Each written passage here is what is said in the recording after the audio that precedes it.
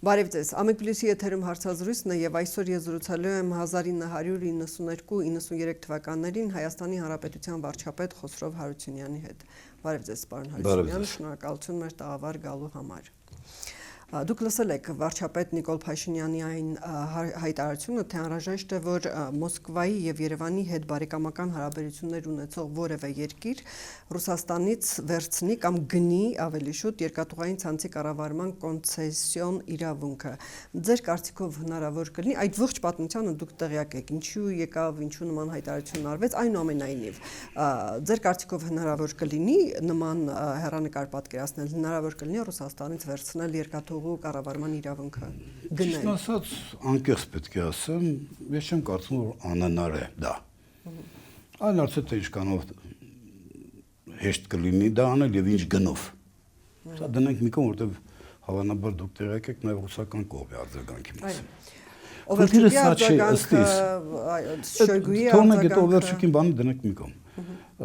Ըստիս խնդիրը մի քիչ այլ է։ Ես օրինակ ուզում եմ հասկանալ, իսկ ինչու է դա արվում։ Օրինակ ինչ է տալիս դա մեզ։ Վարչապետը բացատրեց։ Մի րոպե։ Ես լսել եմ վարչապետի բացատրությունը։ Վարչապետն ասում է, որ հայաստանյան երկաթուղիները, քանի որ գտնվում են Ռուսաստանի կոնցեսիոն կառավարման տակ, իսկ Հայաստանի երկաթուղին ըստ էության համակարգը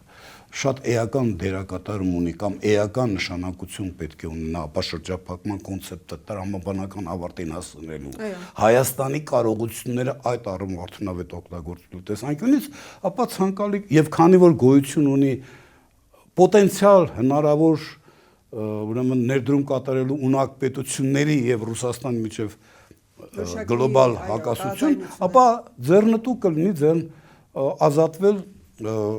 ուրեմն եթե հնարավոր է բարեկամական ճանապարհով Ռուսաստան, Ղազախստան, ամեն, այո, թողնենք դա։ Այսինքն իմաստը ո՞րն է։ Իմաստը այն է, որ Ռուսաստանի կոնցեսիոն պայմանագրի այսինքն հավատարմագրային կառավարման տակ գտնվելու հանգամանք խոչընդոտում է։ Ուշադրություն դարձնեք։ Խոչընդոտում է հայկական երկաթգիծը, այսինքն այդ ամբողջ երկաթուղու համակարգը օգտագործել Հայաստանի այսպես ասենք, տարածաշրջանում աշխարհական դերակատարումը մեծացնելու հարցում։ Այո։ Նա նաև ես ճիշտ բանաձևեցի, որ մրցունակությունը մեր խաթարվում է։ Հասկանալի է, ես ճիշտ բանաձևեցի, խնդրի, այսինքն Ռուսաստանի հավատարմագրային կառավարման գործոնը երկաթուղու հանդեպ հայաստանյան խոչընդոտ է դե ֆակտո, ոչ թե դե յուրե, դե ֆակտո խոչընդոտ է, կարող է խոչընդոտ լինել, հա, Հայաստանի կարողությունները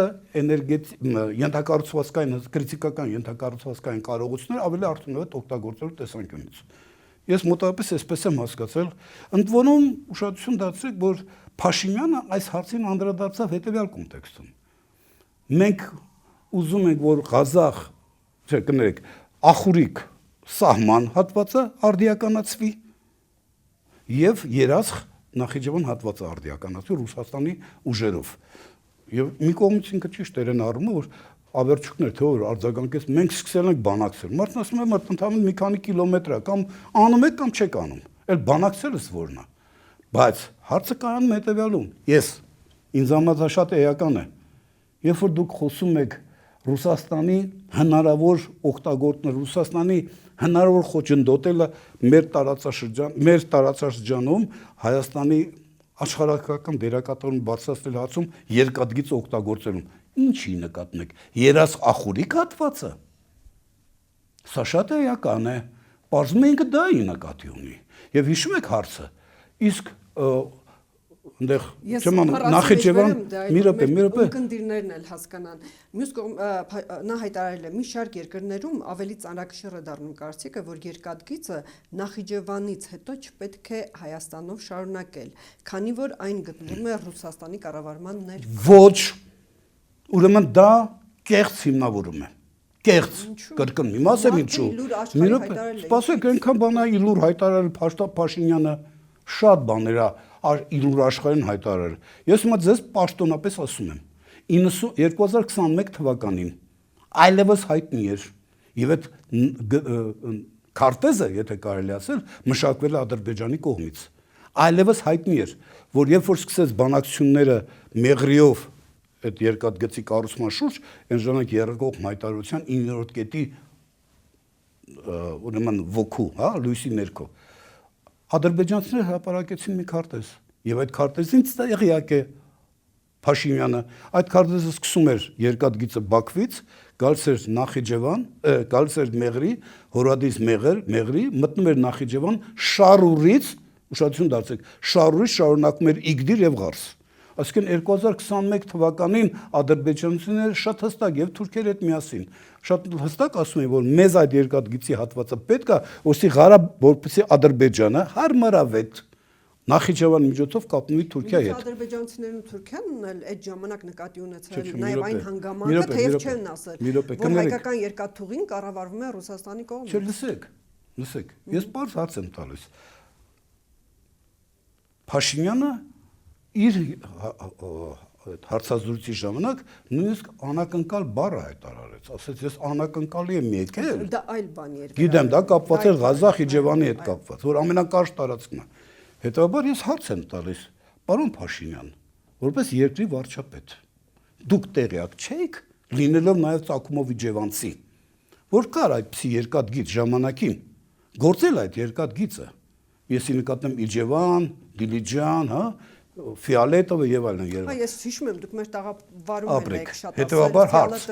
Հիմա երբ որ դուք ասում եք միջազգային հանրությունը գնալով ավելի շատ մտածում է այն մասին, որ պետք է Նախիջևանի շարունակություն դեպի Իգդիր եւ Ղարս, ես ասում եմ կներեք, միջազգային հանրությունը չէ, դեռևս 2021 թվականին ձեր գործընկերները բանակցային սեղանի շուրջ, թե Ադրբեջանը, թե Թուրքիան ձեզ ներկայացրել են այդ քարտեզը։ Ես այդ քարտեզը համոզված եմ, որ ինքը գիտեր։ Իմացել է, որտեղ եթե ես ունեմ այդ քարտեզը եւ ես ներկայացրել եմ, բա դուք չեք կարող չունենալ։ Հետևաբար հարց։ Նրանց Ղարաբանով, Նախիջևանով, Իգդիրով, Ղարսի միանալը ոչ թե պայմանավորված էր ռուսական գործոնով, այդ պայմանավորված է իրենց աշխարհակահաղական կարևորությամբ այդ խնդրի։ Այն է փորձել Սյունիքը օգտագործում են Զանգեզուրի միջանցք հասկացողություն, Սյունիքը օգտագործել, որպեսզի Ադրբեջանը հարմարավետ ժամանակակից լոգիստիկ պահանջներին բավարարող հնարավորություններով Նախիջևանով կապնվի Թուրքիայի հետ։ Սա եղել է ի սկզբանե անկախ նայած միջազգային հանրությունը դրա մասին խոսում էր, չէր խոսում, եկեք շատ միջազգային հանրության հեղում չանեք, որ շատ-շատերի բացառում, որ ձեր ասած տարբերակին զուգահեռ դրանք իրար չեն հակասում, այն որ այդ գործընկերները լինեն դա Ադրբեջանը կամ Թուրքիան կամ եվրոպական այլ ընկերներ, որոնք ցանկանում են Թուրքիայի, Հայաստանի, Ադրբեջանի միջոցով կապ հաստատել Ասիայի հետ, նրանք դեմ են, որ հայկական երկաթուղին կամ ընդհանրապես այդ ճանապարհին որևէ երկաթգծային կտոր Այո, Ռուսաստանը կառավարի, հատկապես որ իրենք լարված բնական է Եվրոմիությունը առանձնապես բոլոր հավասար պայմաններում նախապատվություն կտա։ Կարծում որ Փաշինյանի ասածը պետք է որ սխալ լինի։ Դրանք բոլորը ես ուրիշ բան եմ ասում։ Կներեք, երբ որ ինձ այսօր է այդ մասին ասում Փաշինյանը, ես ապշում եմ, զարմանում եմ։ Որտեվ հիմա է Փաշինյանը բուկվալն մի կես տարի կներեք, կես տարի առաջ հիմա երկաթգծի բացման խոսակցությունները միսու կարծեք թե միսու արյուն ստանում։ Այն ժամանակ դեռևս Որ երկաթգծի։ Դեռևս 23 թվականին։ Մեր երկաթգծի հայկական տրիպից հետո դրա շարունակության։ Դեռևս 23 թվականին Արմինը Պարզեր եւ հրապարակումվալ խոսում եմ այդ մասին, որ նա Թուրքիան օգտագործելով կարծեմ վարկային ռեսուրսներ մոտ կարող է սխալվում 1.4 միլիարդ է 3.4 միլիարդ։ Հա, 243 կիլոմետրանոց գիծ է նախատեսում Նախիջևանից Իգդիրով դեպի Ղարս։ Դուք նաև Փաշինյանն այդ մասին էլ է խոսել։ Չէ, ճիշտ եք ասում, ասում եմ ես հարց եմ տալիս, նրանք լռում են։ Ինչ է նշանակում լռել։ Այսինքն սա նշանակում է հարց չեն համարում քեզ մեկնաբանել։ Լռել սա է նշանակում, որովհետև այնքան կարևոր բանի մասին ենք խոսում, կամ այնքան կարևոր բանի մասին եք դուք, պարոն վարչապետ, հարց բարձրացնում, որ չեն կարող լռել։ Լռում են մենակ այդ նման պարագայում կարող են լռել միայն դեպքում, որ հարգել չեն համարում քեզ մեկնաբանել։ ոնց ուզում ես ընդունի։ Միգուցե իսկապես Հիմա նայեք, տեսեք, եկեք Ռուսաստանի կառավարումը կխոչընդոտի, որ միգուցե իսկապես Փաշինյանը ճիշտ է, որ նորից Նախիջևանից հետո մտնի Հայաստան, հետո նոր գնա Թուրքիա։ Ախրեմ, լսեք, երբևէ։ Եվ եթե Ռուսաստանի կառավարումը մեր երկաթու գծի վրա վերածվի, միգուցե դա հնարավորություն ստեղծի, որ ճնշեն միջազգային կառույցները կամ դոնորները կամ չկան, որ շարուրից չգնա իգդիր։ Այո, որտեղ դա նոր է սկսվում։ Շնա նոր սկսում։ Ասում եմ 2023 թվականից այդ պրոյեկտը կա, դուք ասում եք նոր է սկսվում։ Պրոյեկտը կա, բայց դեռ ինքը չկա, դեռ մի 10 տարի է պետք է եւ Դե չգիտեմ իշկանապետ, բայց պետք է լինի, մի անոնք ստաց։ Ուրեմն ձեզ թվում է, մի րոպե, ձեզ թվում է, որպեսի եկեք մեկ տրամաբանական նայենք, էլի, օրինակ տնտեսական առումով որը պետք է նպատակահարմար լինի բեռնափոխադրողի տեսանկյունից ենթադրենք ղազախական արտահանողը ենթադրենք իր բեռը տեղափոխում է արև Եվրոպա հիմա այս հատվածը Բաքու ուշադրություն դարձրեք Բաքու Հորադիս Մեղրի Նախիջևան Իգդիր Ղարս 850 կիլոմետր այս հատվածը սա թե Բաքու Հորադիս Մեղրի, Նախիջևան, Երազղ, Ախուրիկ 80 կիլոմետր։ Բնականաբար երկրորդ տարբերակը։ Ինչու՞։ Այսինքն Ախուրիկով գնալով ավելի ձեռնտու։ Ավելի երկար է ստացվում։ Ինչու՞ պետք է դա նախապատվելի լինի։ Ամեն դեպքում Հայաստանով անցնող։ Հետո ինչ։ Մեղրին էլ է Հայաստան։ Եթե դուք մտածում եք արևմտյան կիլոմետր եւ ավելի է, նա էլ 600 կիլոմետր, չէ՞։ Չէ, 600 չի։ Այդ իմ նկարագրած եթե գալիս է Բաքվից, գալիս է Երազղով գնում է Ախուրիկով մտնի Ղարս, դա 880 կամ 890 կիլոմետր, 900 կիլոմետր է։ Դա ավելի երկար է, քան Բաքու-Թբիլիսի Ղարսը։ Ավելի երկար է։ Հետաբար ես ուզում հարց տամ, ինչու պետք է արևմտյան կամ նույնիսկ արտահանող ղազախական ընկերությունը ձեռնտու լինի, որ իր ապրանքը ավելի երկար ճանապարհով գնա։ Կարակից բացատրեք։ Այն ժամանակ, երբ որ կարճ է, շատ հարմարավետ Բաքու, եթե տենց եք նայում, հա, Բաքու, Մեղրի, Նախիջևան, Իգդիր Ղարս, ու դալշը գնացեք Եվրոպա։ Ինչու պետք է եվրոպացիները կամ արտահանողները կենտրոնական Ասիայի շահագրգռված լինեն, որ անպայման պետք է Նախիջևանից հետո Երազղով գնա դեպի Ախուրիկ։ Թող մեկին բացատրի, բայց հոդաբաշխ։ Թող տնտեսական էֆեկտը դրի սեղանին։ Ես շփոթեցի ձեր ասածը Իջևանից Հայաստան։ Էդի 600 կիլոմետր է դու։ Այդ հիմա եկեք դա քննարկենք։ Այ դա, սա լուրջ հարց է։ Բայց եկեք ձեր ասածը առաջինը քննարկենք, հետո նոր ասենք առաջ որ Հայաստան չմտնի, դա ավելի ձեռնտու կլինի միջազգային բեռնափոխադրողներին։ Ես ասում կարճ է։ Շատ լավ։ Այդ դեպքում ինչ է կանխատեսում։ Ոչ միայն կարճ է։ Ոչ միայն կարճ է, դա ապահովում է, նույնիսկ կարող է ասել երաշխավորում է թուրք-ադրբեջանական տնտեսական ազդեցությունը Հայաստանի հարավում։ Այո, բայց դա էլ մեծ ներդրումներ է պահանջում, իսկ այն գիծը դեռ կա եւ Լսեք, ներդրում ինչ է նշանակում։ Օրինակ դուք գիտեք, որ այդ 42 կիլոմետրը ժամանակին խորհրդային տարիներին ընդամենը 58 հոգի են սպասարկել։ Ամբողջ տակնու վրա այդ աշխատակազմը 58 հոգի էր։ Ընդ որում մի մասը գալիս էր Նախիջևանից։ Ոսկե սպասարկելու մասին չի խոսքը։ Չէ, բայց ներդրում ինչ է տալիս։ Մի րոպե, եթե նոր աշխատատեղ չի, մի րոպե սպասեք, հասկանանք, ինչ է տալու ձեզ, անձամբ ձեզ։ Նոր աշխատատեղ ստեղծումը հարց եմ տալիս։ Որոշ չափով Որոշ 58, ես կրկնում եմ։ Լավ, ենթադրենք հաշվի առնելով սահմանային անցակետի առանձնահատկությունները 58-ը թող դառնա 158։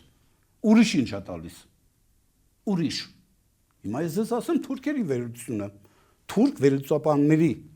իմը չի, թուրք վերլուծաբանների վերլուծությունը։ Ասում այդ ընդհանրապես ասում ապաշրջափակման արդյունքում քրիտիկական ենթակառուցվածքների օգտագործումը պետք է դիտել որպես խնդրում ուշադրություն դարձնեք, որպես ժողովուրդների համար բարիք ստեղծելու հնարավորություն, այլ ոչ թե ստրատեգիական ճնշման գործիք։ Այդ թուրքերն են ասում։ Այդ կոնտեքստում շարունակում են իրենք։ Այդ կոնտեքստում ասում այդ Զանգեզուրի միջանց կոչեցելը, այդ արվել է միջև տրիպի նախաձեռնությունը։ Զանգեզուրի կոչելը ինչ է տալիս։ Թուրքիայի համար բերում է արտահանման ծավալների 300%, 10% աճ։ 160 միլիարդից Թուրքիայի արտահանման ծավալները կարող են հասնել մինչև 500 քանի միլիարդ։ Ինչ է տալիս Ադրբեջանին։ Տարեկան համախառն ներքին արդյունքի 2%-անոց աճ։ Ինչ է տալիս միջինասիական երկրին, ինչ կարող է տալ միջինասիական երկրներին։ Ասում են դեռ թվեր է բերում։ Ինչ է տալիս Հայաստանին։ Սա է պատասխանը կարևոր։ Հայաստանին Միությունը Եվրոմիությունը կխոստանա, ուշադրություն, կխոստանա, որ նրան նոր ներդրումներ կանեն եւ այլն, այսինքն բաբուշկը надвое сказала։ Մեզ խոստանում են, նրանք ստանալու են դա նախտ։ Փողն էլ դնելու ենք մենք մեր բյուջեից։ Այսինքն մենք մեր բյուջեից պետք է դնենք 100 մոտ 150-200 միլիոն դոլար այդ 42 կիլոմետրի վրա շատ ժամանակակից ենթակառուցվածքային, լոգիստիկ ենթակառուցվածքային պահանջներին բավարարող արդեն մեր բյուջեից չէ, ամերիկացիներն են, չէ՞ դա կառուցել։ Ինչ, ամերիկացիները նվեր են տալու մեզ, թե հետո մենք այդ գումարը մեզից լսեք, դուք շահագործելու են եւ եկամուտ են ստանալու, որը կներեք, որը կարող է գալ պետական բյուջե, բայց չի գալու, որովհետեւ նրանք ճիշտ են ասում, բամբերք ներդրում ստանանք ու գումար չստանանք, ուրեմն ես խնդրում եմ ձեզ, ոնց ասեմ, խոնարհաբար եմ խնդրում, այդ տնտեսական հարցերում թույլ տվեք թող տնտեսագետները խոսեն։ Ուրեմն հետևաբար դուք ասում եք, բայց մենք չենք անում։ Հա, ամերիկացիները բերեցին, դրեցին ու ասին ախպեր ջան, վայելեք, հայեր մենք ձեզ նվեր ենք տալիս, հա։ Այնա Տրամպը, որտեղ որ հիմա, այնա Տրամպը ինչի վերաբերում։ Բա Նրանք չեն ասել նվեր ենք տալիս, նրանք ասել են, որ այդ գումարները որ տանելու են, համատեղ ընկերություն, չէ, ապրեք, այդ համատեղ ընկերության պետական բյուջե մուտք անելու փոխարեն շատ մեծ մասը գումարների տանելու իրանք։ Խոսքը սրա մասին է։ Հիմա հետևաբար, եթե դուք ասում եք մեր բյուջեից չենք անում, լավ, ընդհանրապես վարկային ռեսուրսներ ենք օգտագործում։ Ենթադրենք Ամերիկայի Միացյալ Նահանգները վարկ են տարամադրում իրանց ընկերությանը, որ այդ բանը կառուցվի։ Ենթադրենք։ Բարձ բան եմ ասում, չէ՞։ Այդ 200 միլիոն դոլար ներդրում կատարելուց դուք ինչ եք հնարավորություն տալիս։ Տալիս եք Ադրբեջանին Սյունիքով, Նախիջևանով հարմարավետ կապվի Թուրքիայի հետ։ Ճիշտ է թե ոչ։ Այո թե ոչ։ Եթե այդպես մնա, հավանաբար այո։ Չէ, ոչ, այդպես մնա, այսինքն եթե երասխով չգնա դեպի Ախուրիկ։ Եվ եթե ուրեմն պարոն Փաշինյանի այդ անոնսը հենց նրա մասին էր, որ երասխով երբևէ չի գնալու։ Ուղղակի ինքը հիմա է խոսում այդ մասին, որովհետև արդեն ժամանակն է եկել, որ ասենք, բա լավ, այս ամեն ինչը, որ ասում եք, մեզ շատ ձեռնտու է։ Բա ո՞ր է մեր ձեռնտու։ 52-42 կիլոմետրով գնան, մենք էլ հիշում եք, ասում եք Թուրան, թող գնան, ինչ ա եղել, խանգարված ես։ Մեր երկաթուղու մասին էլ եկեք խոսենք։ Հիմա վերադառնանք ռուսական կառավարմանը, որովհետև դա լուրջ հարց է։ Ես իրակ գտնում եմ դա լուրջ հարց է։ Օրինակ, ես կարծում եմ, որ ռուսական ընկերությունը յուկաժետայի ներդրումներ կատարել է։ Շոյգուն ասում է 30 միլիարդ, որը դոլարով մոտավորապես։ Ես կներեք, ես չեմ ուզում որևէ մեկին լսեմ։ Ես ասում եմ, օրինակ ասենք, թե օրինակ Երևան-Գյումրի գիծը արդիականացված է։ Եթե ժամանակակից չի, բայց դե չգիտեմ, 2.5 ժամ ենք հասնում։ Այն ժամանակ կեսօրից ավել էր գնում գնացքը։ Հիմա 2.5 ժամ, որոնց բացման ժամանակ, եթե դու հիշում եք, մեքենավարի կողքը նստած էր նաև Փաշինյանը, եթե իմ հիշողությունը չի դավաճանում, որ 2.5 ժամում մտան Գյումրի։ Բացի կադրերը նայեք, այսինքն այն ժամանակ դա համարվում էր լավագույն հնարավորությունը։ Բայց ես նաև հիշում եմ, որ Փաշինյանը երբ որ նոր եկավ իշխանության, սկսել են իրավապահ մարմինները հարավկովկասյան երկաթուղիներ, եթե եկա հարավկովկասյան երկաթուղիները իրենց տնտեսական գործունեության մեջ ունեն օրենքի խախտումներ, ինչու՞ չհետապնդել։ Դա կապ չունի, ով էլ ուզում է լինի։ Ամերիկյան լիներ նույնպես պետք է անեն։ Ուրեմն մեկը մյուսի հետ կապ չունի։ Ես ասում եմ, արդյոք հարավային Կովկաս, ոնց է, յուկաժետն էլ, հարավկովկասյան երկաթուղիներ, հա, այդ ռուսական ընկերությունը հայաստանյան ենթակառուցվածքը երկաթուղին արդիականացման ուղղությամբ քայլեր կատարել, ասում եմ, այո։ Այո, օրինակ ես ուզում եմ ձեր ուշադրությունը նաև ձեր լսարան ուշադրությունն հրավիրել նրան, որ եթե չեմ սխալվում 23 թվականներին մեծ ջրհեղեղները, որ եղան աղագին գծեր Սանայինի բանի կողմերը սա շարքից դուրս են եկել։ 2 ամսվա ընթացքում իրանք վերականգնեցին։ 2 ամսվա ընթացքում, բայց օրինակ ինձ միջև այդ հարցը հետաքրքրում է, բայց այդ նույն հարավկովկասյան երկաթուղին ինչու երբևէ չմտահոգվեց, որ Իջևան Դիլիջան հատվածում մենք ունենք Խաղարցնի մոտ սողանք, հա, որի արդյունքում այդ գիծը շարքից դուրս եկել չի օգտագործվում։ Ավելին, նորմալ վիճակում չի նաև Ֆիալետովից դեպի Մեղրաձոր դուրս եկող թունելի վիճակը։ Այնտեղ ժամում 5 կիլոմետր/ժամ արագությամբ է գնացքը տեղափոխվում, տեղաշարժվում, եթե տեղաշարժվի։ Այսինքն հարց առաջանում, բայց ինչու դուք Երևան Գյումրին արդիականացրեցիք, վերականգնեցիք ջրհեղի հետևանքով բոլոր տեսակի բաները, խափանումները, որոնք հնարավորություն տվեցին իդեպ Հայաստանից դեպի Փոթի այդ երկաթուղին կենսունակություն վերականգնել, բայց կարևորագույն որովհետև սի խնդիր չի եղել իրենց առջև դրած իշխանությունների կողմից։ Իշխանությունները չեն կարևորել դա։ Նրանց նպատակը չի եղել դա։ Եթե լիվեր նպատակը, ուրեմն ես ուզում եմ որ դուք իմանաք, այդ բանի հաղարցնի մոտ այդ սողանքը որ տեղի ունեցել, այդ սողանքի հետևանքների վերացումը եւ այնպիսի լուծում ինժեներական, որ վաղը չեմիսորը կբացառեր սողանքների ազդեցությունը երկաթգծի կենսունակության բնականոն կենսունակության վրա, այդպիսի լուծումների վերաբերյալ կա նախագիծ $17 միլիոն արժողությամբ։ Այսինքն եթե Փաշինյանը կարևորեր այդ Իջևան, Դիլիջան երկաթգծի վերականգնումը, ապա բացի Երևան Գյումրից, չէ, նաև կարող էր իրանց առջև այդ խնդիրը դներ։ Նրանք այս խնդիրը չեն էլ քննարկել։ Ես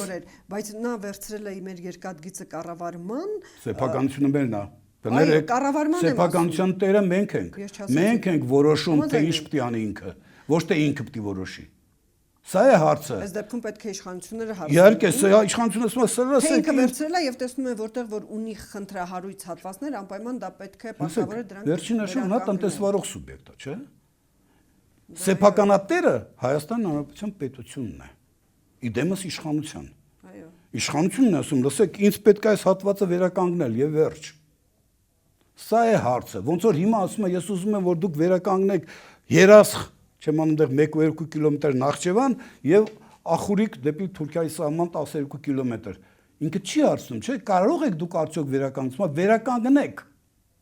Եվ ճիշտ է անում։ Ես ընդհանրապես ասում եմ, դա անիմաստ է այդ հարցադրումը։ Անհամեմատ ավելի կարևոր կլիներ պահանջել ժամանակին, որսի վերականգնվեր այդ հաղարցնի մոտ սողանքը եւ գործնական հարցությամբ բերվեր Իջևան, Դիլիջան, Ախուրյանն ասում, Ֆիալետովը, իսկ հետագայում կարելի է շարունակել, ես այդ մասին շատ եմ խոսել, չեմ ուզում կրկնվել։ Դեպի Վանաձոր, Վանաձորից Գյումրի, Գյումրից այդ գիծը ամենամրցունակ գիծն է։ Դա ավելի մրցունակ է, քան Մեղրիով նույնիսկ Թուրքիա ղարս հասնելը, որտեղ Մեղրիով Թուրքիա եթե գնում եք ղարս, Իգդիր ղարս, որ հասնում եք, դա մոտավորապես մոտ 897-899 կիլոմետր է։ Բաքու Թբիլիսի ղարսը, որը նույնպես գործող թեր բեռնված, բայց գործող երկաթգիծ է, 826 կիլոմետր է։ Իսկ Բաքու, Իջևան, Դիլիջան, Վանաձոր, Գյումրի ղարսը 600 կիլոմետր է։ Իսկ միգուցե նաև դա է պատճառը, որ ռուսական կոնցեսիայի տակ է հայկական երկաթուղին, որ գործընկերները լինեն դրանք արևմուտքում, թե անմիջական հարաբերությամբ չեն ցանկանում այդ գիծը։ Եթե ես օրինակ եւ կպաշտպանեի Փաշինյանի նման հարցադրումը։ Եթե դա կապված լիներ ոչ թե այդ 1-2, այսինքն Ախուրիկ թուրքական սահման կամ Երասխ Նախիջևան, այլ եթե պայմանավորված լիներ կապված լիներ Իջևան, Դիլիջան իմ նկարագրած։ Նա ասում է բոլոր ցանկացած կետ քննարկվում է։ Ի՞նչն է քննարկվում։ Երկաթգծի ցանկացած կետ քննարկվում է գործընկերների։ Ուրեմն ուշադրություն դարձրեք։ Այդ հարցազրույցի ժամանակ այս խնդիրներ անդրադարձ եղավ։ Ինքը չասեց, որ մենք քննարկում ենք։ Նա ասեց ընդհանրեն այնտեղ կա սողանք, որը պետք է վերականգնել։ Բայց միաժամանակ ասեց ցանկացած երկաթգծի ցանկացած կետի մասին մենք քննարկում ենք գործընկերների։ Երբ ենք քննարկել իմ ասած երթուղին։ Դուք հարց տվեք, հրավիրեք ձեր եթեր Փաշինյանին եւ այդ հարցը տվեք։ Դա բարդ հարց է։ Բարդ չի, շատ պարզ հարց է։ Պարոն Փաշինյան, ես եմ հարցնում օգտվելով ձեր եթերից։ Պարոն Փաշինյան,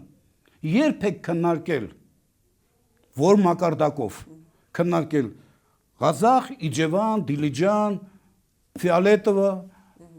բանը ինչ են ասում, Վանաձոր եւ այլն, այդ դեպի ղարս, այդ երկու ում հետ եք քննարկել ու երբ ես եմ հարց տալիս, որպես նախկին վարչապետ իմ գործընկերոջն եմ հարց տալիս։ Դե թող ինձ պատասխանի։ 2021 թվականին մի անցեք առաջ։ Սրանք կարևոր հարցեր են։ 2021 թվականին ես այդ մասին սկսել եմ հրապարակավ խոսել։ Եվ իմ նկատառումները շատ պարզ, հասկանալի, մեկնաբանելի առաջարկությունները ներկայացրել եմ այդ թվում նաև իր շրջապատին։ Ես հիշում եմ Պարոն Հարությունյան, ավելի հետ եմ ուզում գնալ այն թվականը 2008, եթե չեմ սխալվում, երբ հայկական երկաթուղու կոնցեսիոն կառավարումը հանձնվեց Ռուսաստանին։ Դա 2008 թվականի փետրվարի 14-ն էր։ Այո, պայմանագիրը կնքվել այդ ժամանակ։ Այն ժամանակ, երբ Ռոբերտ Քոչարյանը հեռանում էր, նա այդ պայմանագիրը ստորագրեց եւ գնաց։ Ընտրություններից մի քանի օր ընդամենը առաջ։ Ինչու ձեր կարծիքով ճիշտ արվեց, որ հանձնվեց Ռուսաստանի վերահսկողությանը կամ կառավարմանը զուտ այն պատճառով, որ ճիշտ է Ռուսաստանը մեր ռազմավարական գործընկեր, մեր բարեկամ, այն ժամանակ առավել եւս մենք հանձնել էինք բազմաթիվ այլ օբյեկտներ։ Ճիշտ էր, որ այդքան ռազմավարական նշանակություն ունեցող օբյեկտներ, այդ թվում նաև երկաթգիծը հանձնվեց Ռուսաստանին։ Տեսեք, իհարկե շատ կարևոր էներգետիկ բազմաթիվ օբյեկտներ եւ այլ օբյեկտներ նույնպես ինչու երկաթգիծն էլ, ինչու մենք գոնես հարցում։ Դա ճիշտ հարցադրում է։ Պահեինք հայկական։ Դա ճիշտ հարցադրում է։ Խոսքը կայանում է հետեւյալում. արդյոք Հայաստանի Հանրապետությունը տեսնում էր իր համար կամ իր կողմից իր կարողությունների մեջ այնպիսի միջոցներ, որոնք կարող էին այդ երկաթգիծը դարձնել արդիականացնեն եւ դարձնեն, ոնց որ ասում են, միջպետական հարաբերությունների համար ամենաառանցքային, այսպես ասենք, հա, ինֆրաստրուկտուրանից, քրիտիկական ինֆրաստրուկտուրաներից մեկը։ Ես ճիշտ ասած 2008 թվականի նման մտածելակերպին չեմ հանդիպել։ Մենք հեռու ենք նման հարցադրումներից։ Մենք հեռու ենք այն ժամանակ Հայաստանի աշխարհագրական դիրքը աշխարհագրական պոտենցիալի վերածելու կոնցեպտուալ հարցադրումից։ Ինչու՞։ Որտեղ նույնիսկ մեկ գոտի մեկ ճանապարհ ծրագիրը, մեգա ծրագիրը, դա մեջտեղ եկավ 2013 թվականին։ Իսկ այն ժամանակ 2008 թվականին դժվար էր ենթադրել այդ ծրագրի հնարավոր։ Մեր արտաքին քաղաքականությունը Ռուսաստանի միջոցով էր որոշվում, նման կարծիք էլ կա, հա։ Ես կարող եմ չհամաձայնվել դրա հետ։ Հիմա ես մի հատ օրինակ եմ ուզում բերել։ Իրաքում հայկական խաղապան, Իրաքի միջազգային խաղապահ ուժերի կազմում հայկական խաղապահների մասնակցության հարցը։ Դա արտաքին քաղաքականության կարևորագույն ցուցիչ էր։ Ռուսաստանը կտրականապես դեմ էր հասկանալի պատճառներով, որ իր գործընկերները, այդ թվում նաև Հայաստանը, որևէ մի մասնակցություն ունենային այդ խաղապահ ուրեմն միսիայում։ Քոչարյանը որոշում կայացրեց եւ մասնակցեց։ Հիմա դուք ինձ ասում եք, գիտեք, մեր արտաքին քաղաքականությունը այնտեղ էր որոշում, ասում, դες օրինակ եմ բերում։ Դե հիմնավորեք, որ այս օրինակի պայմաններում դուք կարող եք ասել, որ արտաքին քաղաքականությունը այնտեղ էր որոշում։ Եզակի օրինակ է, բայց Չէ, ուզում եք էլի բերեմ օրինակներ։ Իսկ դուք կարող եք բերել օրինակ, որ այդտեղ անդեղ է որոշվել։ Բերեք մի օրինակ։ տնտեսական բազմաթիվ գործիչներ միշտ ասում են, երբ որ մենք Դուք գործում էինք։ Լսեք, ես ձեզ հետ եմ խոսում։ Կբերեք ստեղ կնստացնեք ձեր ասած տնտեսական բազմաթիվ գործիչներին, ես նրանց հետ եք խոսամ։ Մի օրինակ բերեմ, շատ չեմ բերել։ Մի օրինակ բերեք, այո։ Մի քանիսն եմ հիշում, հիմա մի օրինակ կբերեմ։ Այո։ Գինեգործների միության նախագահը հայտարարում էր, երբ որ մենք փորձում էինք դիվերսիֆիկացնել մեր կոնյակագործության, գինեգործության ուղիները, դեպի ոչ միայն Ռուսաստան, գիտենք, որ 80-90% Դուք հասկանում եք, չէ՞, մենք մեզ ասում էին երկրները մեզ տնտեսական ճյուղ է, տնտեսության ճյուղ է։ Դուք ասում եք, արտաքին քաղաքականությունը մշակվում էր Մոսկվայում։ Ես ձեզ բերեցի արտաքին քաղաքականության տիպիկ օրինակ, որը խոսում է այն մասին, որ երբեմն ունի սովորություն հատվելու, տնտեսություն ունի սովորություն հատվելու կամ արտաքին քաղաքականությունը տնտեսության հետ հատվելու եզրեր ունեն, երբեմն հատվելու։ Դե նույն հաջողությամբ ձեզ նույն Ռուսաստանը առաջարկեց ԵԱՏՄ-ն, որի շուկայով մենք հիմա բոլորս հիացած ենք։ Դե էլ դրա մասն էլ ասեք։ Այդ նույն գինեգործները խո դրա մասն է խոսեն։ Եթե խոսում են կներեք, չի կարելի միակողմանի։ Գիտեք, կա կարծիք, որ այդպես է եղել, դա համար իսկ ես ձեզ ասում չկա այդպիսի կարծիք։ Երբ որ 2009 թվականին, կներեք, երբ որ 2009 թվականին ֆուտբոլային դիվանագիտությունը դրվեց շրջանառության մեջ, այդպես չէ Ռուսաստանը հիացած էր հայաստանյան նախաձեռնությամբ, բայց դա իրականացվում էր։ Սա ձեզ երկրորդ օրինակը։ Ես կարող եմ էլի օրինակներ բերել։ Պարոն Հարությունյան, հասկանում եք։ Այս հարցը ամփոփենք նաև այսպես։ Այսինքն մեկ եկեք արձանագրենք, որ այն թեզը, որ նախկինում մեր արտաքին քաղաքականությունը մշակվել է Մոսկվայում եւ ընդհանրապես մենք իմպլեմենտացրել ենք, դա որևէ քննության չի բռնում։ Այլ հարց է, որ շատ հարցեր արտաքին ոլորտին վերաբերող համաձայնեցվել են կամ քննարկվել են քաղաքական կոնսուլտանցիաներ։ ԵԱՏՄ-ի դեպքում կհիշեք Մաքսային միության ավելի շուտ որ հետո դարձավ ԵԱՏՄ։ Կհիշեք Սերժ Սարգսյանի այն մի գիշերվա պատմությունը, մենք ստորագրում էինք ասոցիացման համաձայնագիրը հետո ստորագրեցին Բայց կներեք, այնտեղ շատ դա ստացվեց, որ այդ ամենագլխավոր հարցը որոշվեց Մոսկվայում։ Ոչ,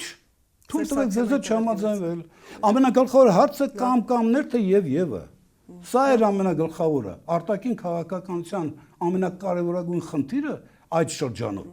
հանձնանում էր արևելյան գործընկերության քաղաքականության շրջանակներում Հայաստանին Եվրոմիության կողմից ներկայացվող պահանջը։ Նրանք ասում են կամ մեզ հետ եք, կամ մեր դեմ։ Չեք կարող Քոչարյան, հենց Սերժ Սարգսյանի ամբողջ մասնաբանը, եթե կարելի ասել դիվանագիտական ձեռքբերումը կայանում էր նրանում, որ նա գնաց եւ-ի ճանապարհով։ Թեպետ ռուսական կողմը որոշակի ընդգծված խանդով էր վերաբերում հայ-ռուսական, հայ-եվրոպական Հայաստան-Եվրոմիություն հարաբերությունների սերտաճմանը, ինստիտուտ, ոչ թե անդամագրմանը, այլ սերտաճմանը, թեպետ այդ առումով։ Բայց Սերժ Սարգսյանը եւ մասնակցեց նոյեմբերի 27-ի 2013 թվականի այդ գագաթնաժողովին, իսկ հաջորդ տարի 2014 թվականի մայիսի 5-ին Ռիգայում ստորագրեց եւ-ի հիման վրա ձևավորված քաղաքական փաստաթուղթը, այսինքն համաձայնագրից թույլ էր շատ ավելին, բայց Սերժ Սարգսյանը նախապես մեզ չէր երաշխավորում Եվրոպայի միության, Եվրոմիության հետ ինստիտուցիոնալ խորացված համագործակցություն, չէր երաշխավորում։ Դուք դա եք ասում։ Միգուցե նայեմ։ Իսկ ես ասում դուք մոլորության մեջ եք։ Վերցեք փաստաթուղթը կարդացեք։ Այդ փաստաթղթում կան կետեր, որոնք իրականում ես չէի պաշտպանի։ Կան, բայց ընդհանրապես 1-2։ Հիմնական ամբողջ այդ ՍԵՊԱ-ի իմաստը Հայաստան-Եվրոմիություն ինստիտուցիոնալ երկարաժամկետ ինստիտուցիոնալ համագործակցության ապահովումն էր։ Սա էր։ Այս պայմաններում Եվ այդ տեսանկյունից կներեք, այդ մաքսային միության անդամակցելը ընդհանրապես դա հնարավորություն էր, որովհետեւ եւ քաղաքականությունը կյանքի կոչվի։ Որովհետեւ մենք կարողանանք այդուհանդերձ մեր արժեվ դրած խնդիրը Եվրոմիության հետ ինստիտուցիոնալ մոտեցման, ինտեգրանտ չէ, բայց համագործակցության համար այդ քաղաքականությունը կյանքի կոչել։ Դա շատ իմաստուն որոշում էր։ Շատ իմաստուն եւ դա մեկ գիշերվա մեջ հավանաբար Սերժ Սարգսյանը մարդկանց որ պատրաստ էր վաղուց, ուղղակի հարկավոր է պահը ճիշտ ընտրել։ Լավ, պարոն Հարությունյան, այս ստեղծված իրավիճակում, երբ որ ապաշրջափակման հույսեր կան կամ հնարավորություններ կան ամեն դեպքում, ճիշտ չէ լինի, որ հայկական երկաթուղին լիներ Հայաստանի կառավարման ներքո։ Կամ ինչու այդքան երկար տվեցինք, միգուցե 20 տարով, որ ավելի ճկուն լիներ։ Միգուցե այդ տրիպներ պետք էր տալ ոչ թե 99 տարով, այլ 10 տարով։ Դուք այդ հարցը երբեք չեք բարձրացնում, չէ՞։ Почему-то Ռուսաստանի հետ կապակցված, պետք է 20 տարով, կարելի է չէ 3 ամսով տալ։ 20 տարի տրված է, արդեն 20 տարի Ռուսաստանի տրված է, տրիպը նոր առաջի քայլերն են, արդյունավետությունը մենք դեռ պետք է հասկանանք։ Ես մի քանի հատ օրինակ բերեցի։ Մի քանի օրինակ բերեցի, չէ՞։ Մենք կարող ենք, ես այդ թեմայի մեջ չեմ կարող ասել Հարավ-Կովկասյան երկաթուղին ինչեր է արել եւ ինչեր չի արել, պահանջել ենք չի արել, հասկանում եք։ Ես դրա մասին եմ խոսքը։ Ես բարձ բան եմ ուզում ասել։ 2008 թվականին այդ փաստաթղթի ստորագրման ժամանակ չինական մեկ ճանապարհ, մեկ գոտի ճանապարհ ծրագիրը չկար։ Ինչու եմ սա ասում, որտեղ վերջին հաշվով վերգետնյա արևելք արևմուտքին կապող լոգիստիկ խնդիրների հարցը առանձնահատուկ ակտուալ հրատապ դարձավ այդ ծրագրի իրականացման պայմանավորված։ Եվ այդ ծրագրի իրականացման պայմանավորված միջինասիական պետությունների դերակատարումը դեպի Եվրոպայի հետ կապի հաստատման առումով Ադրբեջանի եւ Հարավ-Կովկասյան պետությունների այդ կապի այդ ծրագրի մեգա ծրագրի կոնտեքստում կարևորվեց։ Հասկանում եք 2008 թվականին այդպիսի կանոններ չկար։ Հիմա ինչ վերաբերում է ապաշրջափակման, դուք նոր հարց տվեցիք։ Այդուհանդերձ ապաշրջափակման պարագայում ճիշտ չէր լինի արդյոք, որ դա լիներ ամբողջ հարավային Կովկաս, այդ Հարավ-Կովկաս, այսինքն հայկական երկաթուղիներ լինեին հայաստանյան իշխանության տնօրինության տակ, քանց ռուսական։ Ես կասեի այո, ճիշտ կլիներ։ Ճիշտ կլիներ։ Բայց Ռուսաստանը շարունակեք, մի րոպե թույլ տվեք։ Արդյոք այդ դեպքում շատ ինձ համար շատ կարևոր կլինի հարց։ Իսկ դուք կարող եք օգնել մեկնաբանել իշխանությունների ապաշրջափակում եզրույթի մեկնաբանություն։ Ինձ կարող եք տալ, օգնեք ես կողմնորոշվում, երբ որ ասում են ապաշրջափակում, իրանք ինչ են դրա տակ հասկանում։ Գիտեք այդ մասին։ Ճանապարհների բացում մեր բոլոր հարևանների հետ, որոնց հետ այսինքն իշքան ուզում ա թող որտեղ ուրեմն Նիկոլ Փաշինյան կետերն էլ ցույց տվել, չէ՞։ Հիմա ես այս հարց եմ տալիս, բայց վերջերս եթե այդքան լավ բան է դա, այդ Ալիևը խեր ասում, լսեք, գնացեք այդ խաղաղության խաչմերուկը Բայդենից էլ ուզեք։ Խեր ասում։ Լսեք, եթե մենք քննարկում ենք, պետք է կոմպլեքս քննարկենք, չէ՞, Արմինե։ Մենք չենք կարող միայն մի կողմից նայենք։ Այդ սրիկա ռուսները։ Ես հարց եմ տալիս, ինձ համար շատ էական է հետևյալը։ Արդյոք այս ամենի արդյունքում հայոց պետականության սպառնալիքները չեզոքանում են, թե ոչ։ Այո, արդյոք այս ամենի արդյունքում դրան դնեք ապաշրջապակում, ինչ ուզում եք դրեք, հա։ Արդյոք դա հնարավորություն է տալիս Հայաստանին անվտանգ ուշադրություն դարձնեք, անվտանգ արժանապատիվ դինամիկ զարգանալու հնարավորություն։ Ինձ համար սրանք են կարևոր։ Մնացած հարցադրումները մի հարց էլ տամ ու խնդրում եմ կարճ պատասխանեք։ Ես կարճ չեմ կարող, այն գլխին ասում եմ, որ դուք իմանաք։ Ինձնից կարճ պահանջեք, որովհետև այս հարցերը կարճ չեն պատասխանվում։ Այս հարցերը կոնցեպտուալ հարցեր են, որոնց ձեր լսարանը պետք է հրամցնել այնքան մանրամասը, որ հասկացվի ամեն ինչ։ Հիմա եկել ենք, հասել ենք այն իրավիճակի, ենթադրենք, չեմ ասում, այս պահին նման իրավիճակ է, Հայաստանը եկել հասել է այն իրավիճակին, երբ որ իսկապես բոլոր գործընկերների կամ հարևանների կողմից կա արդեն ապաշրջափակման ցանկությունը կամ արդեն ապաշրջափակված է համարվում եւ մենք պետք է ունենանք արդիական երկաթուղիներ։ Ռուսաստանը իր կոնցենսիայի տակ է գտնվում։ Եթե չփոխվի կոնցենսիան այլ երկրի, ինչպես Փաշինյանն է ասում, կգնա արդիականացման, կունենա հնարավորություն արդիականացնելու, որ մենք չունենանք խնդիրներ։ Ես տեսեք, ձեր հարցը, որ ինչպես Փաշինյանն է ասում, մեր մրցունակությունը չընկնի։ Ես ուզում եմ հասկանալ, օրինակ, տեսեք, դուք այդ հարցը ոչ ոք չի տալիս։ Օրինակ, երբ որ ասում են Հայաստանը մրցունակ պետություն։ Այդ առումով։ Չէ, որ առումով։ Ես ուզում եմ հասկանալ, մրցունակ դա նշանակում է Հայաստանը, կներեք, եթե հարց եք տվել, ուրեմն լսեք ինձ։ Ուրեմն մրցունակ ասելով ես գոնե հասկանում եմ Հայաստանին այնպիսի իրավիճակ տնտեսական իր պետություն, հարևան պետությունների տնտեսական համագործակցության այնպիսի իրավիճակ, որում քո հարևանները այդ համագործակցությամբ պակաս շահագրգռված չեն, քան դու։ Համաձայն եք այսպիսի ձևակերպման հետ։ Դա իհարկե լավ կլինի, բայց դա վիճելի է։ Չէ, ի՞նչ է վիճելի։ Որտեվ անգամ Վրաստանի դեպքում մենք նկատում ենք խանդի դրսևորումներ։ Ուրեմն դուրս է գալիս, նայեք։ Ցանկացած երկիր, եթե հետեւաբար եկեք հասկանանք հետեւյալը։ Ինչ ունենք մենք այս պահի դրությամբ։ Դուք դրա մասին եք ուզում խոսել։ Մենք ունենք եւ ոչ միայն այս պահի դրությամբ միշտ Հայաստանի աշխարհակահաղական իրավիճակի առանձնահատկությունը կայանում է նրանում, Արմինն է, որ մենք բացծով ելք չունենալու պատճառով մեր զարգացման, անվտանգ, դինամիկ զարգացման հնարավորությունները միշտ պայմանավորված են լինելու մեր հարևանների քաղաքական կամեցողությամբ։ Սա իրողություն է, որը դուք իրավունք չունեք հաշվի չնստել։ Հետևաբար, եթե այս երկրի որևէ իշխանություն, իսկ ես կարծում եմ բոլոր ժամանակների բոլոր իշխանությունները մտահոգ են իր մեր պետության անվտանգ զարգացման խնդիրներով, պետք է լուծեն մի կարևոր հարց։ Այնպիսի փոխհարաբերություններ ձևավորել իրենց հարևանների հետ, որ քո զարգացումը, եթե չբխի նրանց շահերից, գոնե նրանց մոտ չառաջացնի լուրջ մտահոգություն։ Սա ծանր խնդիր է, որը ներկա Հարությունյան այս իշխանությունները կամ մի քանի ամիս հետո եկող իշխանությունները, դա կլինի այլ իշխանություն, թե նորից գործող իշխանությունները, դա մի քանի ամսից կերևա, այդ հարցում հետևողական կլինեն եւ գանք ներքաղաքական։ Որ հարցում կներեք։ Ձեր այդ ասած, որ մեր հարևանները, որ մեր հարևանների հետ ունենանք լավ հարաբերություններ, որոնց լավ չասեցի, կներեք, ես լավ հարաբերություն բարձր եմ օգտագործում։ Նույնպես ընդունելի կարող է լինել եւ չի վնասի նրանց։ Ուրեմն թույլ տվեք դրա համար այդ ձեր շտապելը Իդե կարճ կապեք զալա չունեմ ձեզ այդքան երկար լսելու, որտեղ ձեր լսարանները, դուք ձեր լսարանն եք սովորացնում այդպես վերաբերվել մտքերին։ Դուք ձեր լսարանին սովորացնում եք։ Լավ էլի, կարճ կապի, հասկացանք քեզ։ Մոտարապես, ուրեմն ուշադրի լսեք։ Ուրեմն ուշադրի լսեք։ Պարունում եք հարցերի բլոկ կպայեք, հաջորդ անգամ կհրավիրեք այն ժամանակ կպատասխանեմ։ Հիմա մենք խոսացել ենք, սկսել ենք այս թեման, պետք է ավարտենք, որտեղ սրանք շատ լուրջ հարցեր են։ Հիմա հարց։ Կրկնում եմ նորից։ Այն ինչ որ ես նկարագրեցի, արդյոք ես սխալ եմ մեկնաբանում, որ մեր զարգացումը, անվտանգ զարգացումը միշտ պայմանավորված կլինի մեր հարևանների հետ նրանց քաղաքական կամեցողությամբ։ Սա փաստ է։ Հետևաբար ես ասում եմ, բոլոր ժամանակների հայոց իշխանությունների, բոլոր ժամանակների իշխանությունների նպատակը պետք է լինի իր մեր հարևանները ձևավորել, տեսեք, լավ հարաբերություններ չեմ ասում եմ այնպիսի փոխհարաբերություններ, որոնց պարագայում քո զարգացումը, եթե չբխի նրանց շահերից, այսինքն եթե չլինի ձեռնտու նրանց, գոնե նրանց մոտ մտահոգություն չի առաջացնի։ Սա լրջագույն խնդիր է։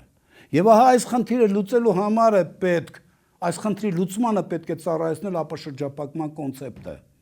Ոչ թե ով որտեղից կարող է մտնի ու դուրս գա գնա, ոչ։ Ես ասել եմ նորից եմ կրկնում, Հայաստանը ձելավոյ դվոր չի։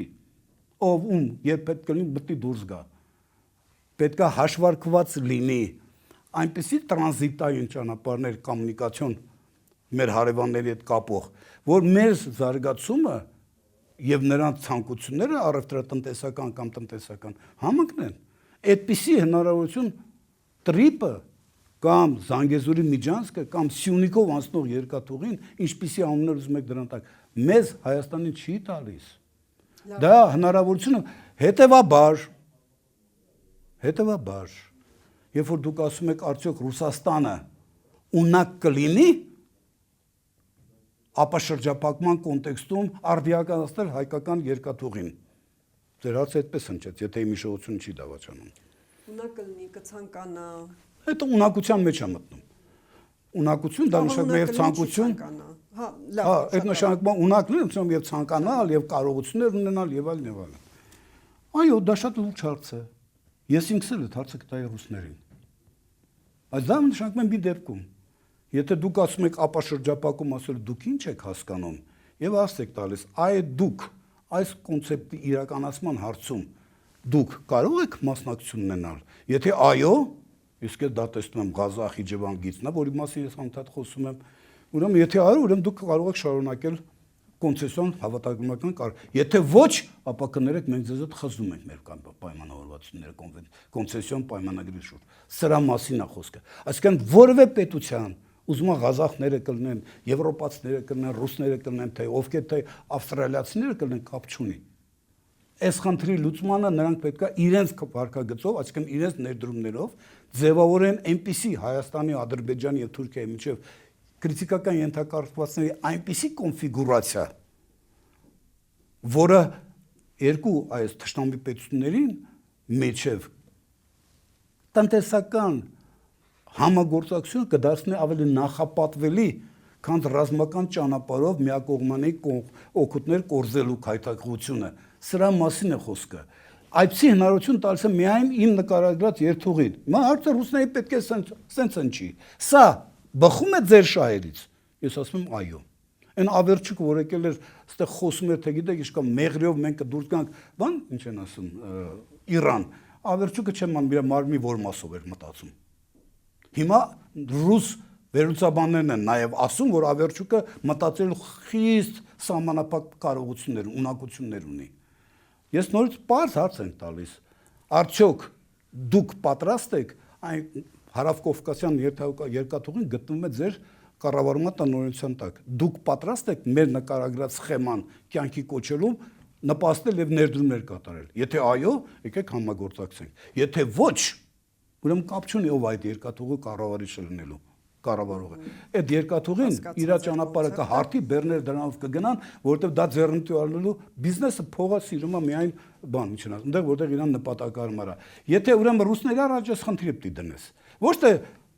1-2 կիլոմետր երաս Նախիջևան կամ ասի թե ախուրիկ բան։ Ոչ, ամբողջ կոնցեպտը դրանում է կայանում։ Ապա շրջապակում ասելով մենք պետք է հասկանանք, ինչպես այլ հարցերի էլ անցնենք, էլի քիչ ժամանակ մնաց, արդեն դու երկարացրեք ձեր ժամանակը։ Երկարացրեք ձեր ժամանակը եթերային։ Մեր բոլոր հանդիպումները ավարտվում են այս վեճով։ Դուք ասում եք ժամանակ կա, ես ասում բայց ինչ անեմ։ Լավ, պարոն Հարությունյան, մեր ուրեմն պարզ չէ իմ հարցադրումը։ Ռուսաստանի արչև խնդիրը պետք է դրվի այդ կոնտեքստում։ Եվ ընդ որում ուզում եմ որ դուք իմանաք, անկախ նրանից ով կլինի կառավարիչը հավատարմագրային այս, եթե դա ժամանակակից արդիական լոգիստիկ պահանջներին բավարարող երկաթկրիտիկական ենթակառուցված եղավ, բեռնափոխադրողներին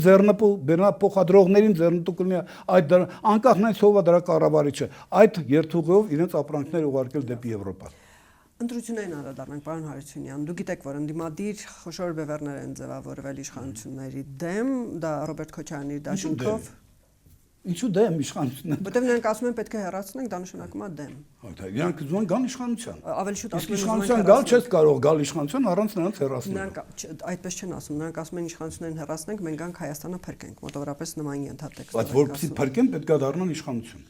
Դե հա։ Ասում դե հա։ Դրա մասն է ասում։ Դուք եք այդպես ասում, նրանք ասում են հեռացնենք, պարոն Հարությունյան, իրա փոխարեն հասկանում եմ, բայց հեռացնելու նպատակը իշխանության գալն է։ Դե բնական։ Որովհետև իշխանության գալով կարելի է չեզոքացնել այն սպառնալիքները, որոնք ձևավորվել են այս գործող իշխանության գործունեության արդյունքում։ Ես է իրանց ասածը։ Հա, նրանց կարծիքով հավանաբար։ Լավ, 3 բևեռ Ռոբերտ Քոչարյանի դաշինքը, Սամվել Կարապետյանի կուսակցությունը եւ արդեն Գագիկ Ծառուկյանի շուրջը ձևավորում ինչ որ մի դաշինք։ Իհարկե իրանք կուսակցությունով են հանդես գալու։ Ձեր կարծիքով կունենան հնարավորություն իշխանության գալու առանձին կամ միասին ինչ հնարավորություններ եք տեսնում։ Ճիշտ ասած իհարկե ես չեմ կարող տենց կունենան, խի չեն ունենա որ։ Ինչու չեն ունենա։ Եթե ընտրությունները եղան անկեղծ, եկեք նայենք։ Տեսեք, եթե ընտրությունները լինեն, ոնց որ ասում են, օրենքի պահանջներին խիստ համապատասխան, որում ես խիստ կասկածում եմ։ Ամեն դեպքում այդ ընտրությունների մասնակցող կուսակցությունները ընդունել են, որ ընտրությունները չեն կեղծվել։ Դուք չգիտեմ ինչ նշանակում։ Որ ընտրությունների մասին։ Ասենք 21 թվականի։ Իսկ 17 թվականի ընտրությունները։ Որ 17 թվականի ազգային ժողովի ընտրությունները կեղծվել էին։ Ես չեմ կարող ասել։ Ինչու՞ չեք կարող։ Ես որպես լրագրող կարող եմ հիշել, որ որպես լրագրող հիշում եք 17 թվականի ընտրությունների վերաբերյալ գոնի ով մի բողոք եղել է, մեկ։ Այն ժամանակ հիմնական ընդդիմադիրը Ելքն էր։ Նիկոլ Փաշինյանը բողոք ներկայացրեց։ Ոչ։ Դուք դեր հարցի պատասխանը տվեցիք։ Ուրեմն եկեք արձանագրենք, որ թե նախկինում, թե ներկայում Եթե եղել են կեղծիքներ, ապա ունի պարոն Հարությունյան։ Դուք նույնիսկ ասում եք, 21 թվականին քանի որ ընտրությունները չեն կեղծվել, կներեք, դուք եք ինձ ասում, քանի որ 21 թվականի ընտրությունները չեն կեղծվել, մի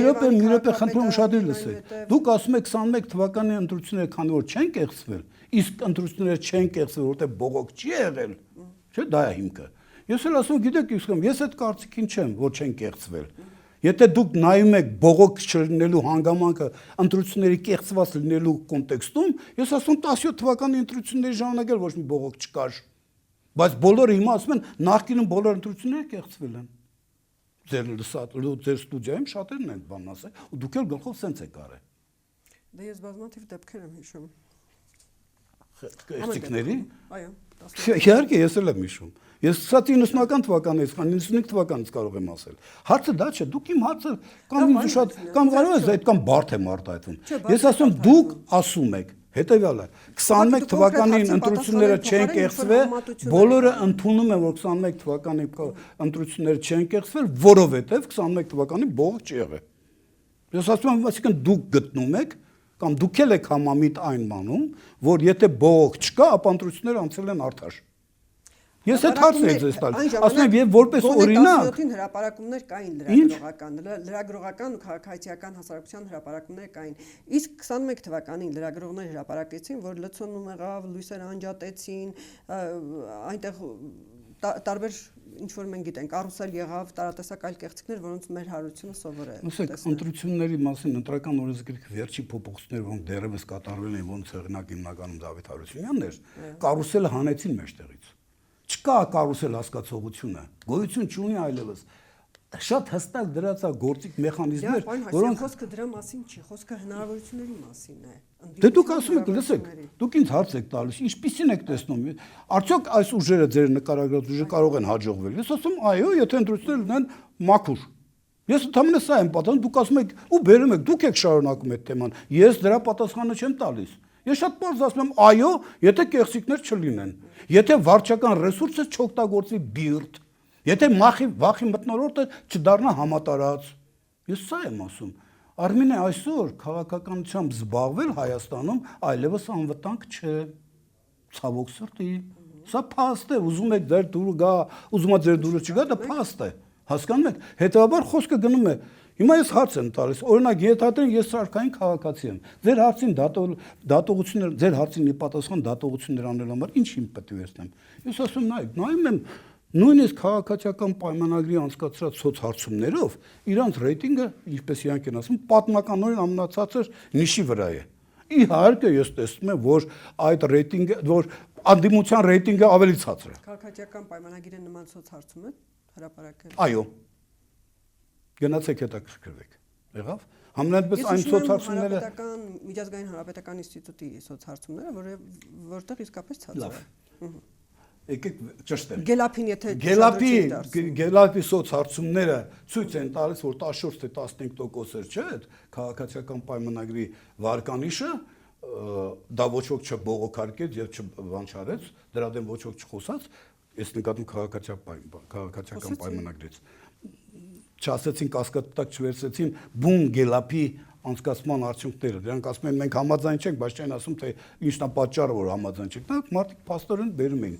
սեղանի դեմ, բայց դուք չեք թողնում որ շարունակեմ։ Բայց հետաքրքիր է նա, որ այդ նույն Գելափը ասում էր, որ նաև ընդդիմության վարկանիշն է, ընդ որում ավելի ցածր, քան իշխանությունների վարկանիշը, կամ քաղաքացիական։ Ես ասում եմ, սրանք ձեր գալիս է մի եզրակացության, որ ըստ էության իշխանության վարկանիշի անկումը պայմանավորված չի ընդդիմադիրների պայքարով, այլ պայմանավորված իր իսկ գործողություններով։ Եվ արձանագրում հաջորդը, այո, իր իսկ գործողություններով ընդդիմությունը, իշխանությունները հանրության տպավորիչ հատվածի մոտ վստահություն չեն ներշնչում։ Ես սա եմ ասում։ Հիմա այս պարագայում արդյոք ձեր նկարագրած 3 ուժերը կկարողանան այդ համատարած անբավարարվածության իշխանության գործողությունից համատարած անբավարարության պայմաններում կարող են օրինակ հաջողվել։ Ես ասում չի կարելի բացառել։ Չի կարելի բացառել։ Նրանք ասում են Գյումրի 3 կանենք, այսինքն եթե անգամ Գյումրի 2-ը Գյումրի 3, առաջին իմաստը է սա, որ մենք կարող է պատահի մեզանից յուրաքանչյուրը ավելի շատ ձայն չհավաքի, քան ենթադրենք նույն քաղաքացիական պայմանագիրը, բայց ոչ մեկը 50%-ից ավել ձայն չենք հավաքում, բայց եթե մենք 3-ով միավորվում ենք, ավելի շատ ենք տուն, քան նրանք։ Հետաբար մենք կարող ենք իշխանություն ձևավորել։ Սա շատ հնարավոր տարբերակ է։ Շատ կրկնում եմ, եթե վերցնում ենք թվերը, նայում ենք, եթե ձեր վարկանիշը 14%, այսինքն հանրության տպավորից զանգվածը ձեր գործունեություն բավարարված չէ, ապա ընդդիմադիր քիչ թե շատ արդյունավետ կազմակերպելու պարագայում ընդդիմադիր պայքարի, իսկ ինչու ոչ, կարող են հաջողության հասնել։ Պարոն Հարությունյան, մի հարց տնտեսականից տամ, շատ կոնկրետ հարց, այս վերջին օրերին տարադրամի փոխարժեքը բավականին նվազում է 7-8 դրամով, ինչ որ մի ժամանակ կայուններ դոլար օրինակ 380 դրամի կարգի, հիմա իջավ 372 կամ 74, ինչի արդյունք է, ինչու կարող է շարունակի նվազել որպես արդեն տնտեսական Ճիշտ ասած, ես այդ ոլորտի հասկացա, բայց ես այդ ոլորտի այսպես լուրջ մասնագետը չեմ, այսինքն ես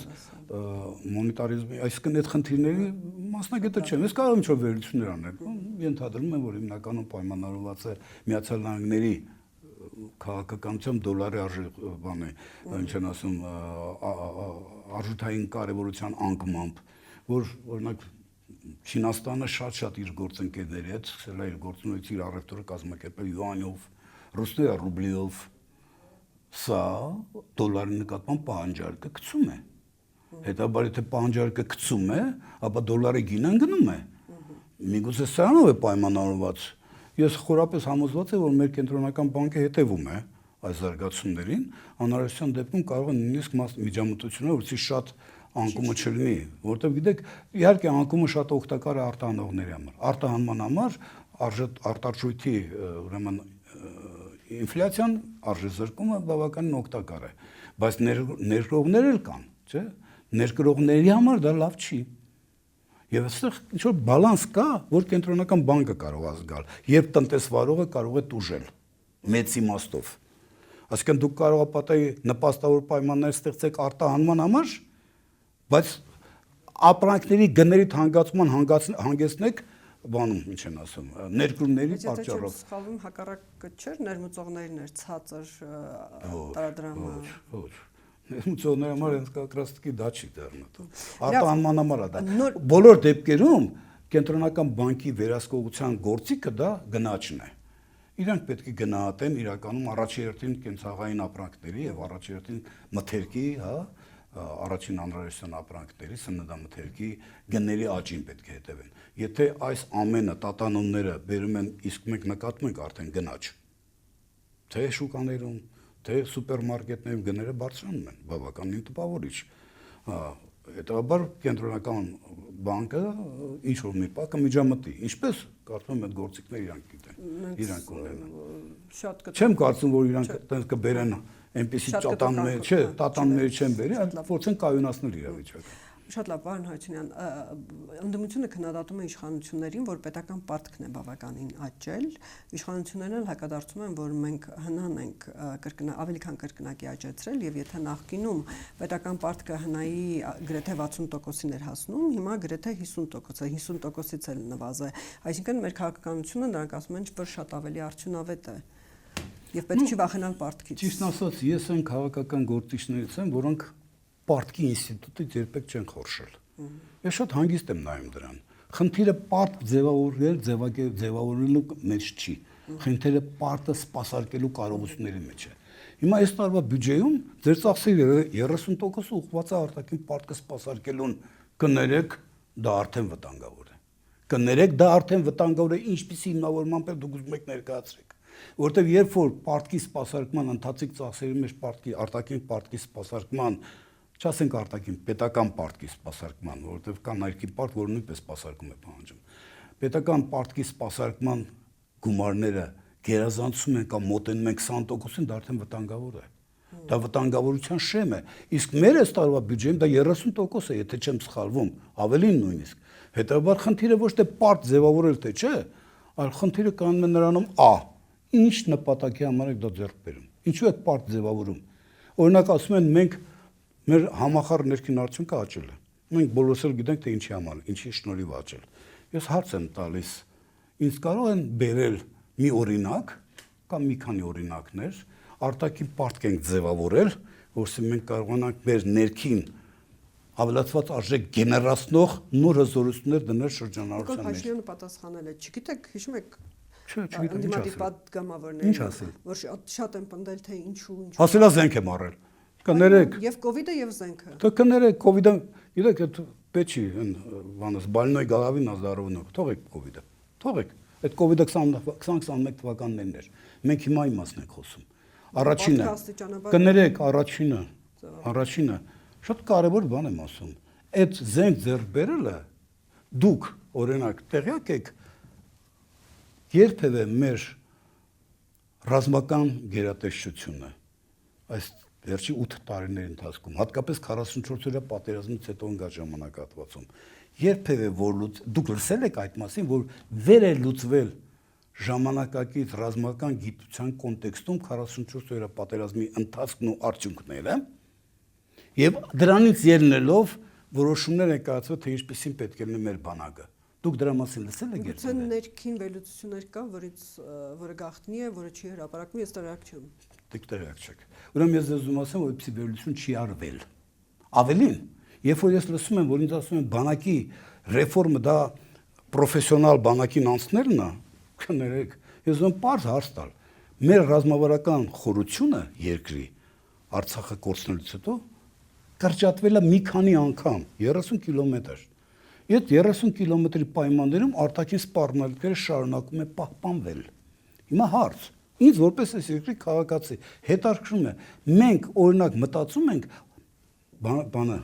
Փաշինյանն ասում է, հերիք է մենք խոսանք, որ մեր բանակը պետք է լինի մարտունակ, մենք պետք է ունենանք պաշտպանունակ բանակ։ Լսեք, նոնսենս է։ Պաշտպանունակ պետք է լինի պետությունը։ Բանակը պաշտպանունակ պետություն երաշխավորելու համար պետք է լինի մարտունակ։ Այսինքն սպառնալիքներին դիմագրավելու ունակ։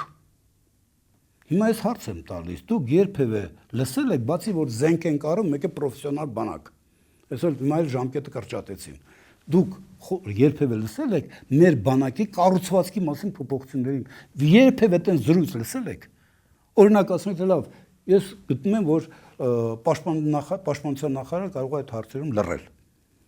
Բայց խորհրդարան, падգամավորներ, չեմ անում հանձնաժողով, համապատասխան sense խոսակցություններ գնացել, հա։ Օրինակ ձեզ չի հետաքրքրում, օրինակ այդ 44 օրյա պատերազմը մեզ ինչ ցույց տվեց։ Այս երկրի բանակը 5-րդ սերնդի պատերազմներին որպեսզի պատրաստեն, ինչա պետք անել։ Ձեզ այդպես բաներ չի հետաքրքրում։ Օրինակ ինձ հետաքրքրում է։ Ես հիշում եմ Նիկոլ Փաշինյանի այն հայտարարությունը, որ եթե առաջ բանակին հատկապես վերաբերող հարցերում մենք բավականին բաց էինք, հիմա մենք սովորել ենք, հիմա մենք բաց էինք, հիմա մենք սովորել ենք, դասեր ենք քաղել եւ աշխատում ենք այդ ամեն ինչը անել առանց բարձրաձայնելու։ Եվ արդյունքում բոլոր բարձունքները ստրատեգիական, ռազմավարական զիջեցին թշնամուն։ Դրանից հետո խոսքը գնում է դրանից հետո իրավիճակին։ Այսինքն դեկտեմբերի 17-ի որոշում կայացնելուց հետո են գլխինգ է, որ պետքա փակենք այդ թեման, ոչ մեկի մասին, ոչ մեկի չխոսանք այդ մասին։ Բայց արդյունքում նույն դեկտեմբերի 17-ին ոչ մի հիմք չկա, ոչ մի հիմնավորում չունենք։ Խոսքը գնում է 2020 թվականի դեկտեմբերի 17-ի որոշման մասին, որով Ղուբատլիից սաղ մեր զորքեր հետ քաշվեցին։ Հիշում եք Փաշինյանն ինչ էր ասում։ Այդ կերպ մենք երաշխավորում ենք, որսի ռազմական սպառնալիքը Սյունիքի վրա չեզոքացնենք։ Հաշված շաբաթներ հետո Գորիս-Ղափան ճանապարհի 21 կիլոմետրը հայտնվեց ադրբեջանցիների ռազմական վերահսկողության տակ ու ոնց որ ասում են այդտեղից սկսվեց։ Հետո գնացինք այդ Իշխանասար, Սևլիչ, հա, թե ոնց է կոչվում։ Մի խոսքով սոտ խոզնավար հատվածի ամբողջ ռազմավարական բարձունքները ջերմուտել ձեզ նվեր հայտնվեցին թշնամու ռազմական վերահսկողության տակ։ Հիմա ես ուզում հասկանամ, այդ ինչի մասն եք ասում դուք ինձ։ Այդ որ մեկնաբանությունն է հիմնավորում ինձ, որպես շարքային քաղաքացի, թողնենք մնացած պարամետրները, որ ես պետք է ասենց հանգիստ առանց մտահոգության հետևեմ, թե ինչպես է զենք, բանը արտաքին պարտք ավելացում, որ զենք ձեռք բերենք։ Զենք ձեռք բերեցինք 4 հատ էլ, հիշում եք ժամանակի ինքնատիր բերեցինք։ Ինչ էր, Սու-30 էր, ինչ էր։ Գնացինք, նկարվեցինք, շտուրվալը բռնել ենք։ Հիշում եք։ Կներեք։ Մենք լուրջ բաներից ենք խոսում։ Հիշեցնեմ, որ մեր տաղավարում էր Հայաստանի Հանրապետության 1992-93 թվականների վարչապետ Խոսրով Հարությունյանը։